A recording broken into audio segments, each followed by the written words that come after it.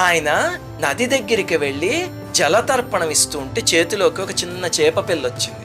ఆయన వదిలేయబోతుంటే, రాజా నన్ను మొసళ్ళు తినేస్తాయి, రక్షించు అని మాట్లాడుతూ వేడుకుంది. ఆయన ఇదేదో విచిత్రంగా ఉంది అని చెప్పి కమండలంలో వేసుకుని ఇంటికి తీసుకువెళ్ళాడు. వెళ్ళగానే చూస్తే కమండలం అంత పెద్దదైపోయింది. అయ్యో చోట సరిపోవట్లేదని ఒక కుండలో వేసాడు. మళ్ళీ చూస్తే కుండ అంత పెద్దదైపోయింది. వెంటనే తీసుకువెళ్ళి ఒక సరోవరంలో వేస్తే ఆ సరోవరం అంత పెరిగిపోయింది. అలాగ మార్చి చివరికి సముద్రంలో వేస్తూ ఉంటే, రాజా నన్ను మొసళ్ళు తినేస్తాయి అని అమాయకంగా అంది. అప్పుడు ఆ రాజు నవ్వుకొని, స్వామి నువ్వు సాక్షాన్ శ్రీ మహావిష్ణువి, ఇంకొకళ్ళకి ఇలా మాట్లాడడం ఇలా పెరగడం సాధ్యమా, నన్ను ఏమార్చకుని మాయలోను అన్నాడు. అప్పుడు స్వామి ప్రసన్నుడయ్యి, నాయన ఇక్కడి నుంచి 7వ రోజు ప్రళయం వస్తుంది, అన్నీ మునిగిపోతాయి, సమస్త ప్రాణుల యొక్క సూక్ష్మ శరీరాలు, ఓషధులు, విత్తనాలు, సప్తఋషులతో సహా అన్నీ కాపాడు అని చెప్తే ఆయన చెప్పినట్టే ప్రళయం వచ్చింది. అప్పుడు అక్కడికి ఒక పడవ వస్తుంది.